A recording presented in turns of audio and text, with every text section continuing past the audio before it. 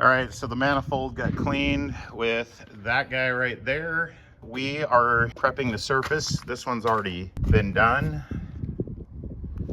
and it gets the same treatment that all the other flat surfaces got. She's this. I got a piece of 120 grit on there right now, and this is the side that I haven't done yet. Just put a couple of junk valve covers on and plugged some holes with some old spark plugs and some paper towels, and painted this thing, and now we are getting ready to put the intake manifold on it. This is a 1 year only. The only year they made a 350 with this breather and this hole right there. In '68 they went away from it. There were 327s and 283s and all kinds of other engines that had this, but there's 1 year only, 1967 350. It's the first year of the 350, and it's the only year that you would have that bolt hole right there in a 350 block. Very rare. Since this is a super original 67 SS RS 350 convertible Camaro, correct restoration, this is the original matching number engine. We're trying to keep this thing as stock as possible, and these intake manifolds, not only do they have the heat riser coming up through the heads on both sides, so you got the heat riser coming up through here, and we need that because we have the factory choke, or at least we need this one open. But these also had the heat that went right up under the carburetor. These two ports right here, I've threaded those. I'm gonna plug both of them. And then I made this. So this piece is gonna go in there, completely block off this side. And then on the side where the choke is, we're gonna put one of these in. These come with the gasket set, so we're just gonna restrict it on that side so that we still have a choke. But you got to get that exhaust. If you got that hot exhaust running underneath your carburetor, it's just vapor lock city. And he was having problems with the vapor lock before he started the restoration. So running ethanol free gasoline helps, but we're gonna nip this thing hopefully completely by blocking off 90% of the heat so that we're not just boiling that carburetor and vapor locking this thing endlessly. We're gonna put the intake manifold on now. You wanna make sure where the head gasket meets up with this little seam here that you've got that pressed in there good so that you're not gonna have a leak on all four corners. We definitely wanna make sure that we don't have leaks. I'm gonna put just a little tiny bit around this water port, minimal. But the heads, these 60-year-old, these are the original date-coded heads for this thing even. Matching number block, it's a 295 horse 350. It's December of '67 is the casting date. December on the heads and December on the block. Have the original water pump. It's only a few days off from the rest of the parts. And just a really cool build, really original, really rare to find one of these in such original condition with all of its original parts. But anyway, we're gonna put a little bit there just to make sure that our water seals up. And I'm gonna run from the corner over to there. Then we're gonna set our gaskets in right now. And that sealant will kind of help hold these in place. It looks lined up pretty good. So that's gonna go just like that. Get this goop off my hands. We're gonna go right across the front and back with this. This thing will not leak. Not with this stuff on there. Give that just a little tiny bit more right there. All right, let's set this thing on there.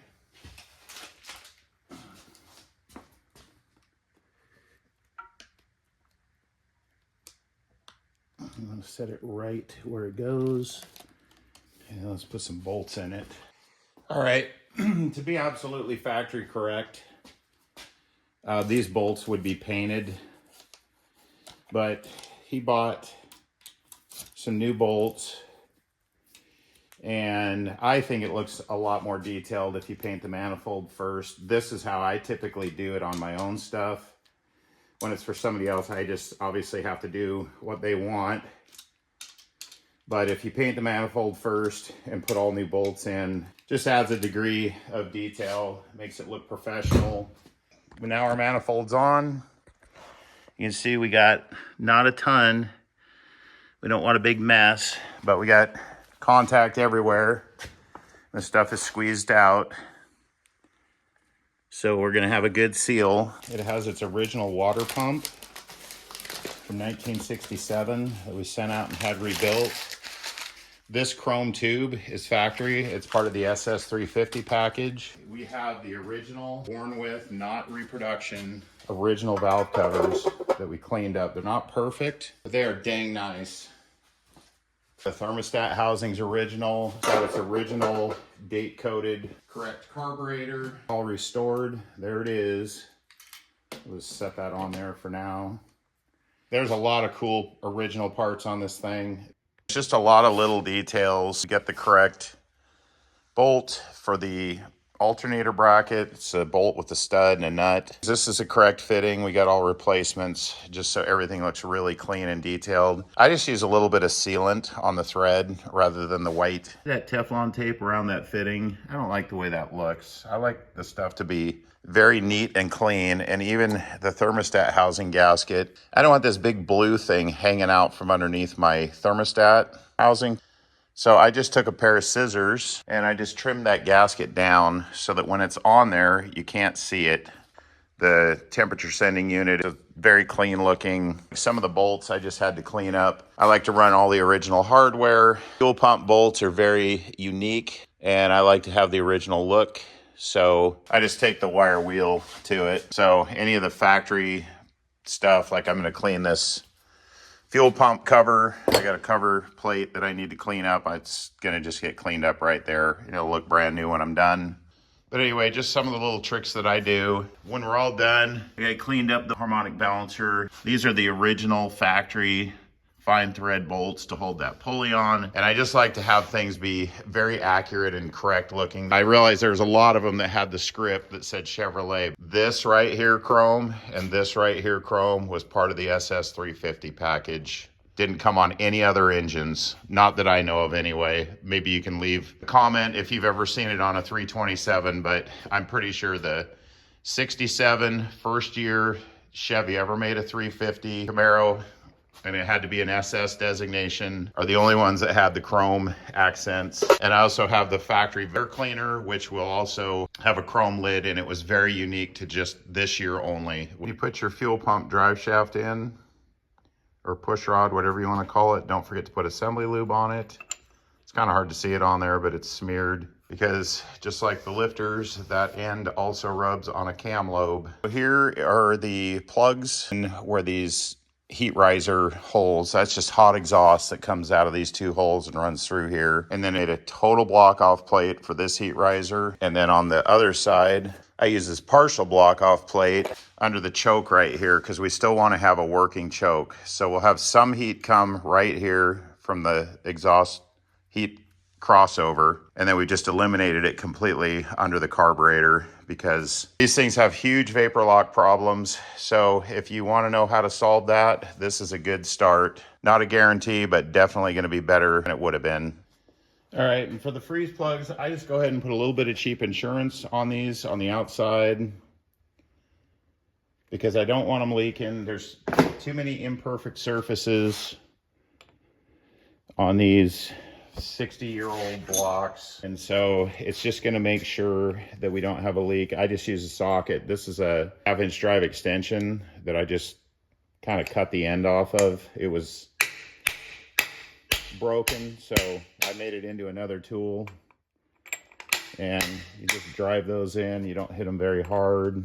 You're going pretty easy. They will eventually trash up the electrolysis and whatever, and they will seal if they leak. But when you're doing it for other people, I don't even want to have to explain that. They just need to not leak. So there you go. 67 was the last year that they used the canister style oil filters, which this would have had on it to be correct.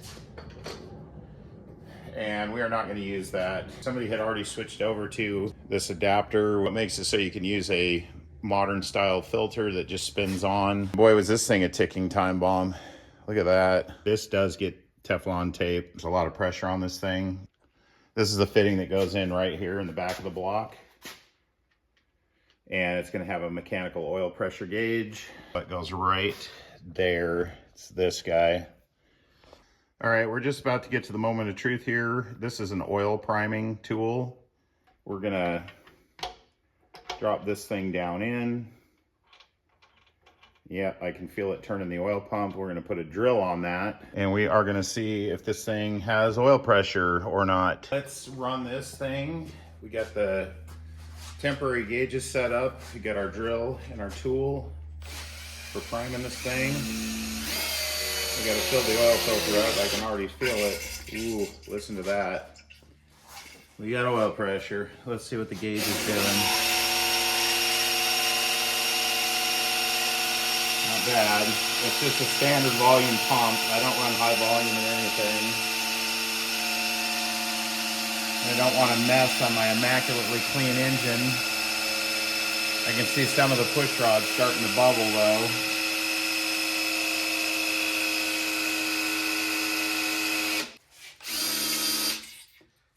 Okay, you got to put the cam plug in, dummy. That scared the heck out of me. I thought it was just pouring out of the rear main seal. The cam plug and the two rear freeze plugs have to get put in when I lift it off the stand, and I got ahead of myself there. So, just so you know, none of us are perfect. I screwed up. I forgot to put the cam plug. I didn't forget to put it in. You just can't do it on the engine stand. So when I swing the engine off the stand, before it goes to the run stand, I put in the two rear freeze plugs and the cam plug.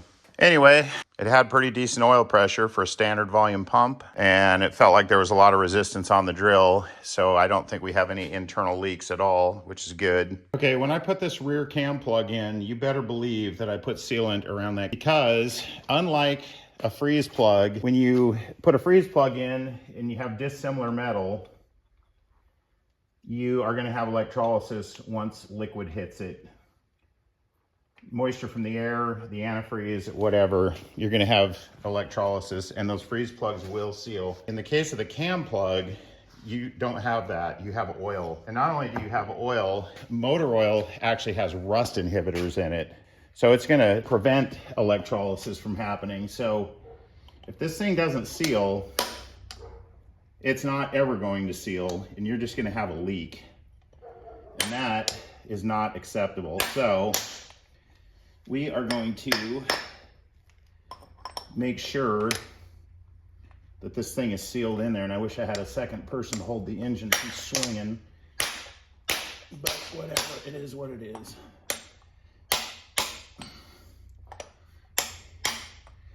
Because it's in.